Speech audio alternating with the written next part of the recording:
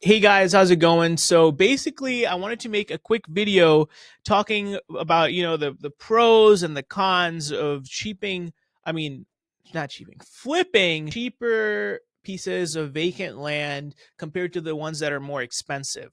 So I am sure that you know that there's basically a couple different business models in land.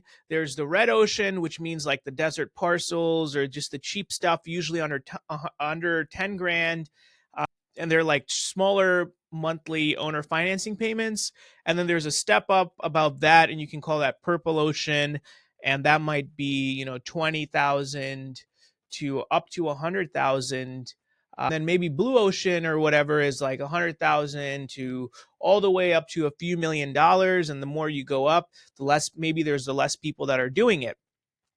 So today I wanted to make this video specifically talking about the pros of the red ocean, the cheaper pieces of vacant land. There are cons, of course, just like with any business model. But the benefits of selling cheaper land or our model is that it's faster, meaning it's a smaller win, but you can have multiple wins quickly, and those multiple wins can compound. You can start with a limited amount of money. I started our land business with $2,000. So yeah, it's easier to sell. It sells usually quicker if you really hustle on the marketing end.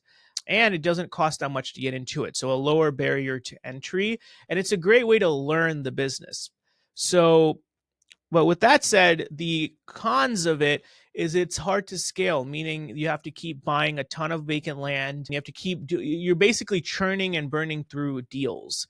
That can create some operational problems, meaning you might have to hire more people to handle that business. I mean, it's just like with anything, there's pros and cons. But I do believe that owning a little note portfolio, cheaper land parcels can be very helpful, even if you want to do larger deals. So I think for us, the way forward that we're kind of doing, and I'm thinking about it now, 5 years later into this business, is we want to keep doing our existing cheaper vacant land. There were times where I was tempted to move away from it and just start chasing larger cash flips, but I love the model that we're in. And I think what we want to keep doing is keep selling cheaper vacant land on owner financing and sprinkle in a few larger deals along with wholesaling and buying and selling land with from and to other land investors.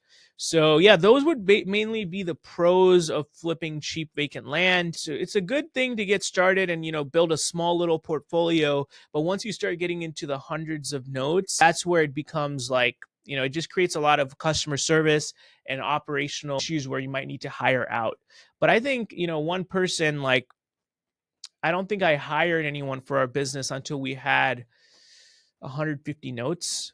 So yeah, that's what I would say would be the pros of flipping cheap vacant land.